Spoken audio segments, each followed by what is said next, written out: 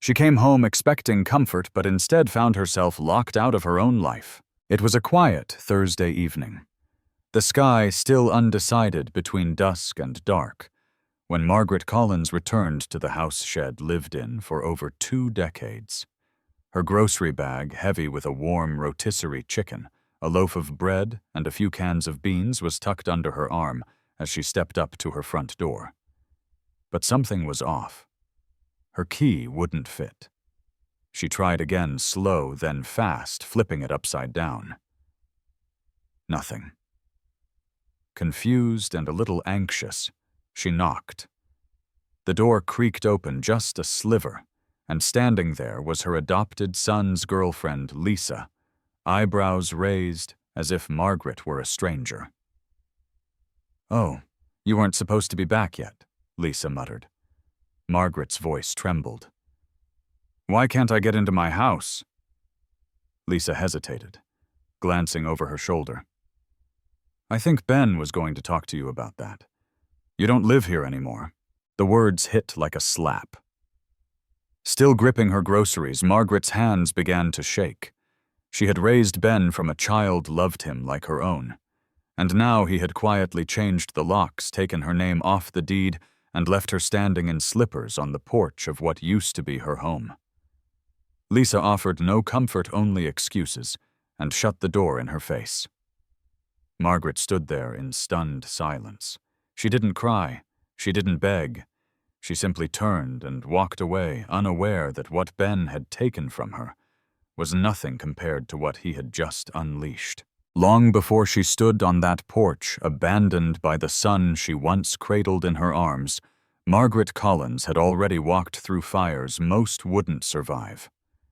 It was 1990s, and back then she was just a night shift nurse at St. Francis Hospital in Jackson, Mississippi, soft-spoken.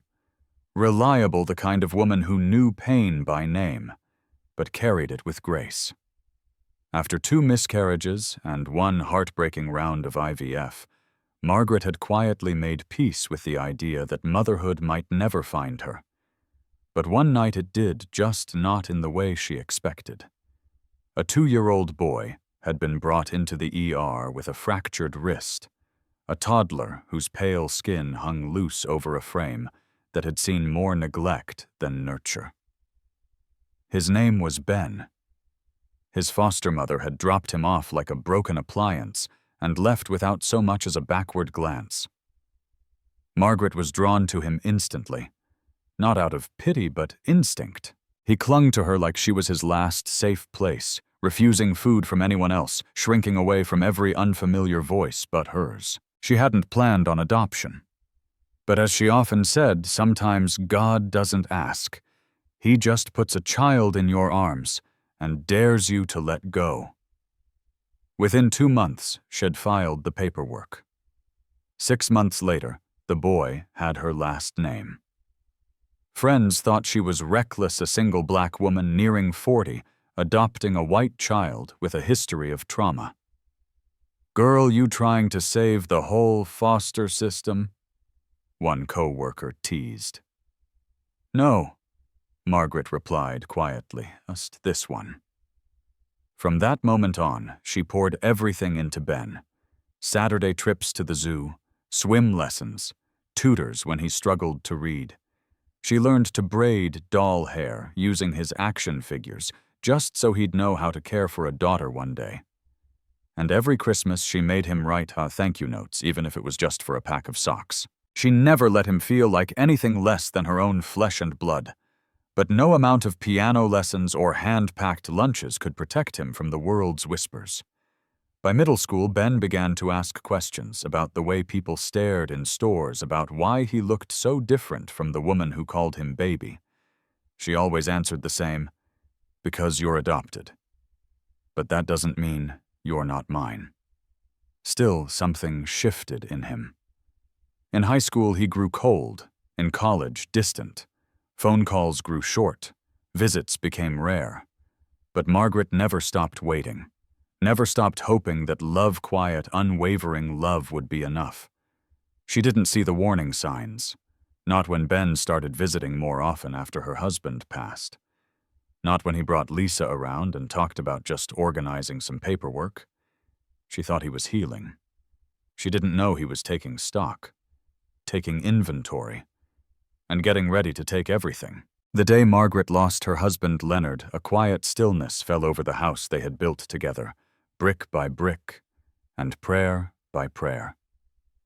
Leonard had been her anchor for nearly 30 years, a man of few words, but solid presence, the kind who could fix a broken faucet or soothe a broken heart with the same steady hand.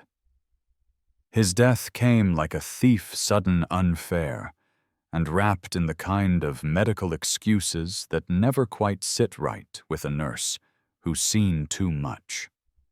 A misdiagnosed blood clot, they said. Complications. Nothing anyone could have done. But Margaret had been in healthcare long enough to know better. She filed complaints, consulted an old attorney friend, and eventually quietly won a malpractice settlement of $9.5 million. Not even Ben knew, especially not Ben. She tucked the money away in a trust under her maiden name split across several accounts. It wasn't paranoia. It was protection. She didn't need the money to be loud. She needed it to be quiet, sacred, untouchable. In the months after Leonard's passing, Ben began coming around more often. At first it felt like grace. He helped fix the gutters, mowed the lawn, reminded her to take her blood pressure pills. He brought Lisa with him sometimes, and they'd sit on the porch while Margaret baked cornbread, and they all watched Jeopardy together. She allowed herself to believe this was healing, that maybe, just maybe, her son had returned not just physically, but emotionally. But the truth was far darker. What Margaret thought was reconciliation was, in fact, reconnaissance. Ben wasn't visiting out of love. He was mapping out his future, one where she no longer existed. The first time he slid papers across the kitchen table, he'd come unannounced. Margaret was folding dish towels while a sweet potato pie baked in the oven. Just some tax stuff, he said with a breezy smile.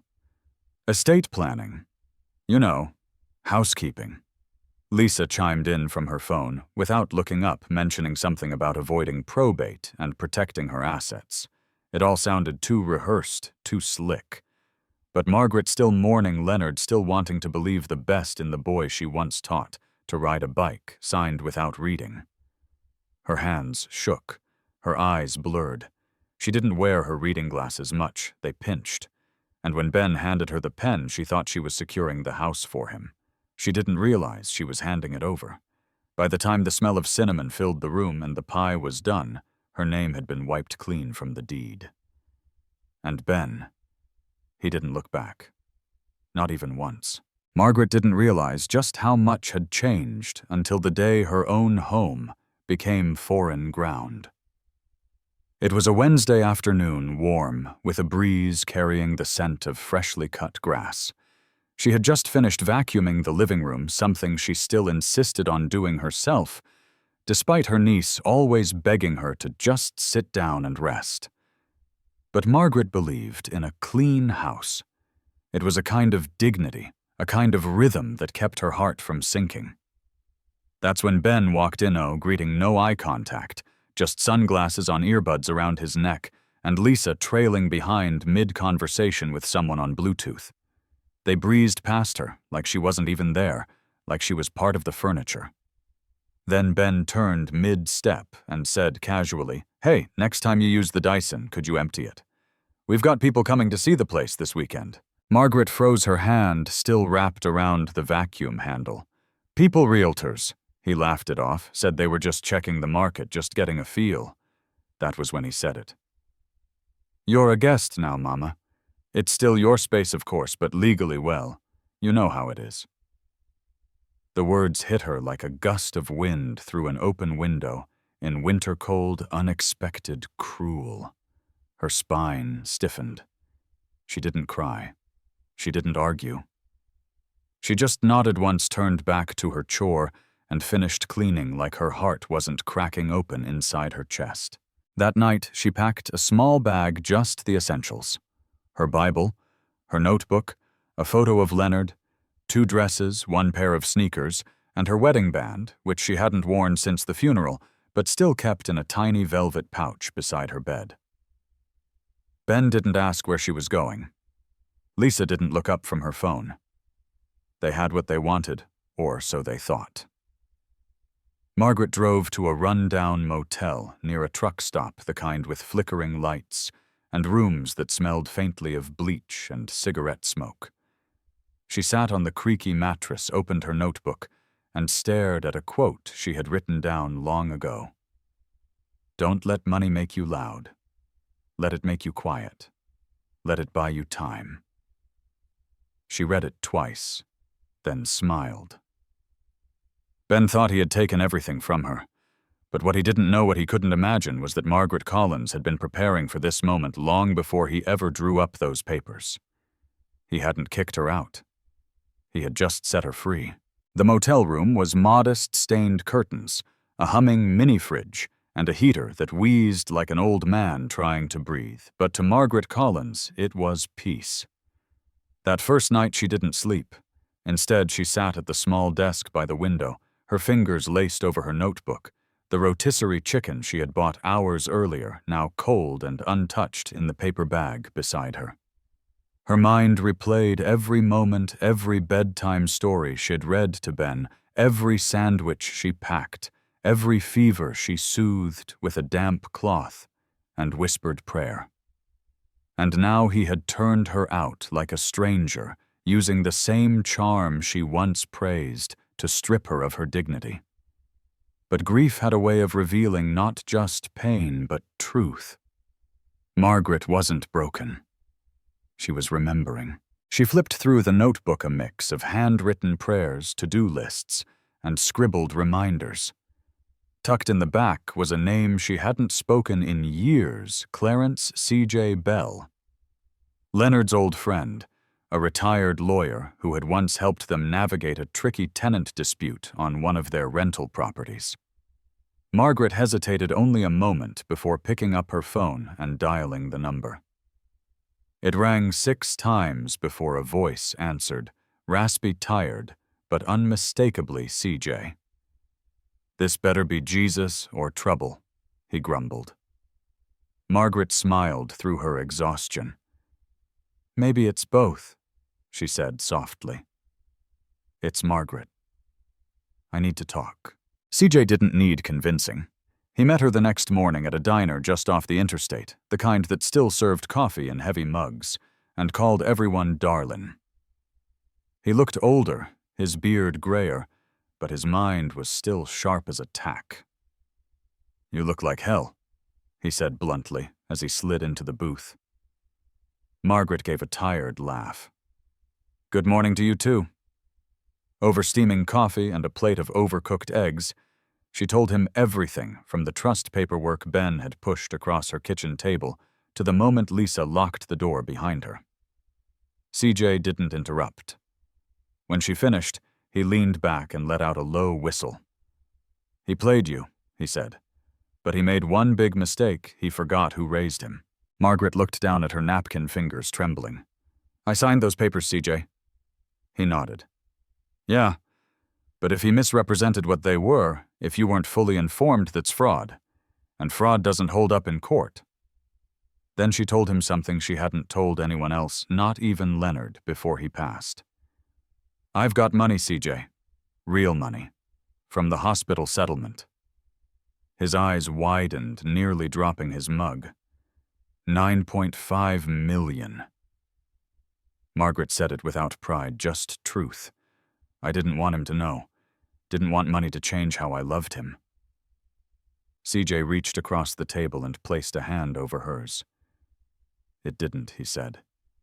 "He changed all on his own." Margaret nodded, her voice steady now. "I want my home back, and I want to remember who I am again." And with that, the quiet fire inside her began to burn brighter. Margaret's confrontation with Ben wasn't loud. It wasn't explosive. But it was thunderous in its truth. She drove back to the house where she had once raised him, not to reclaim what had been stolen with paperwork and deceit, but to look him in the eye and remind him who she really was. Ben answered the door in gym shorts holding a protein shake, his face stiffening the second he saw her. "Ma Margaret, what are you doing here?" She stepped just close enough for the screen door to separate them. Her voice was calm, but unshakable. "I'm not here to fight. I just came to say something." Ben shifted uncomfortably, clearly scanning the house to see if Lisa could hear. "If this is about the house," he began, but she cut him off with a gentle raise of her hand. "Let me finish." The words that followed were not a mother's plea. They were a reckoning. She reminded him how she'd taken him in when no one else would fed him, fought for him, gave him her time, her body, her whole life, without ever making him feel like he didn't belong. And what had he given her in return? A signature and a changed lock. "I know what you did," she said softly. "And you should know I'm not broke. Never was. I've got enough money to buy this house 10 times over." Ben's face shifted shock, then panic, then a flicker of shame. "I didn't know you weren't supposed to." "Because love isn't a business," she replied. "And loyalty can't be bought." She told him she had already spoken to a lawyer and the process was in motion. "I just wanted to look you in the eye one last time before it does," she finished. And with that she turned and walked back to her car.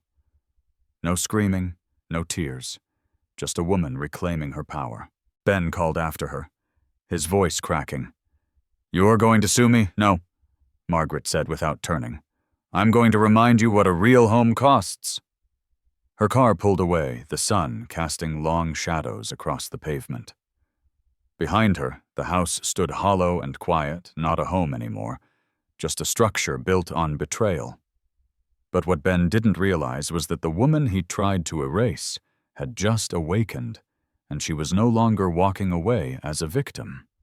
She was walking back into her power, one step at a time. 3 months later, the house that once echoed with Sunday dinners and bedtime stories sat eerily empty in laughter. No furniture, no Ben, and no Lisa. The new owner, a retired schoolteacher named Mrs. Norma Hensley, said she could feel something in the walls, like the house had been through a storm that never fully passed. And in a way, it had. Margaret Collins never stepped foot in it again. For her, the place had become too heavy with betrayal and ghosts of love that had soured. But instead of clinging to what had been taken, Margaret looked ahead. She took her untouched $9.5 million settlement and chose not revenge, but redemption.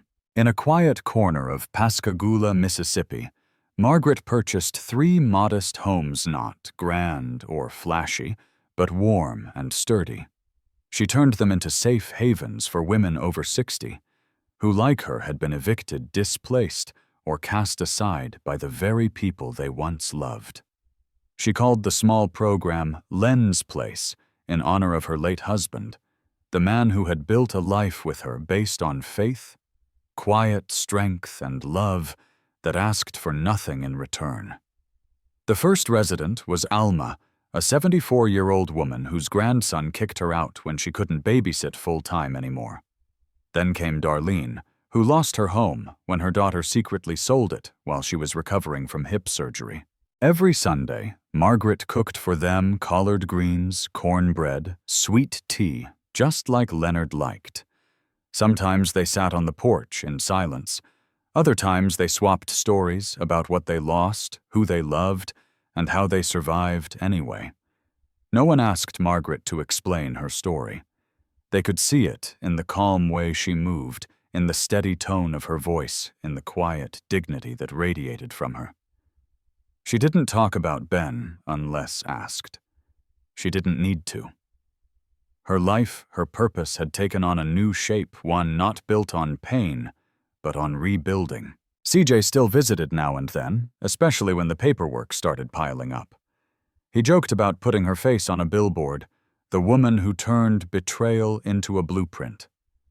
Margaret would just wave him off with a smile and say, "I just did what my mama taught me." You don't fold when you're cornered. You pray, you plant your feet, and you protect your peace. And in that peace, in that new purpose, Margaret found what she had lost, not just a house, but a home. One built not of walls and deeds, but of resilience, love, and unshakable self-respect. 1 year later, Margaret sat on the back porch of Len's place, wrapped in a fleece blanket and holding a warm cup of tea as the golden Mississippi sunset stretched across the horizon. The sky blazed in hues of orange and pink, and for the first time in years, her spirit felt still, not heavy, not angry, not broken, just still. Upstairs, Alma was humming while crocheting, and Darlene was in the kitchen, quietly chopping collard greens, her favorite gospel station playing low on the radio. The soft sounds of evening crickets joined in, and the air was filled with the kind of peace that only comes after a long, hard storm. That morning, Margaret had received a letter. No return address, just her name in handwriting she hadn't seen in almost a year. It was from Ben. The letter was short, the kind of apology that comes not with expectation, but with regret. He admitted he had messed up, said he didn't know why he did it, maybe because he thought he was owed something, maybe because he never really understood what she had given him. You didn't deserve what I did. I hope you're okay, the letter read. Margaret read it twice. She didn't cry. She didn't call him. She didn't write back. She folded the letter carefully and tucked it into the back of her Bible knot because she planned to forgive and forget, but because some wounds aren't meant to be reopened. Some are meant to be remembered without being relived. Forgiveness, she had learned, wasn't about letting someone off the hook. It was about freeing yourself from the grip of what they'd done. Margaret now understood that you could raise a child with every ounce of love you have given them, everything, even your last name, and still lose them. Not because of who you are, but because of who they choose to become. And that was never her shame to carry. She'd carried enough. As the last rays of sun dipped beneath the trees, Margaret closed her eyes and drew in a long, steady breath, not just through her lungs, but through her soul. That breath was full of memory, full of meaning. She hadn't just built a house again. She had built a sanctuary, not for bricks or beams, but for women like her. Women who had been thrown out, walked on, forgotten. And now they sat together in the golden light sipping tea, healing one Sunday at a time, no permission needed, no apology owed. Just peace, just home. As Margaret leaned back in her porch chair, a gentle breeze brushed across her face, carrying with it the scent of blooming gardenias and fresh-cut grass. The laughter of Alma and Darlene drifted from inside, blending with the chirping crickets in a lullaby of contentment. The battles Margaret had fought against betrayal, heartbreak, and her own quiet grief no longer loomed over her. They had shaped her, yes, but they had not defined her. She had taken the wreckage of what was done to her and used it to build something far more lasting than a deed or a house. She built a home rooted in dignity and purpose. A year ago, she had stood on her porch, locked out of her own life. Today she sat on a different porch entirely, one she chose, one she created, and no one could take that from her. Because here's the truth, you can pour your heart into someone and still be left behind. But that doesn't mean your love was wasted. It means you had the strength to love without condition. And when people try to define your worth with money or betrayal, remember real value comes from who you are when everything's been taken. If this story touched your heart, reminded you of your strength, or brought back a memory of someone you once stood strong for, leave us a comment below. We want to hear your voice. And don't forget to subscribe for more stories that honor the quiet power of dignity, love, and the will to rebuild. Because some stories aren't just meant to be heard. They're meant to be shared.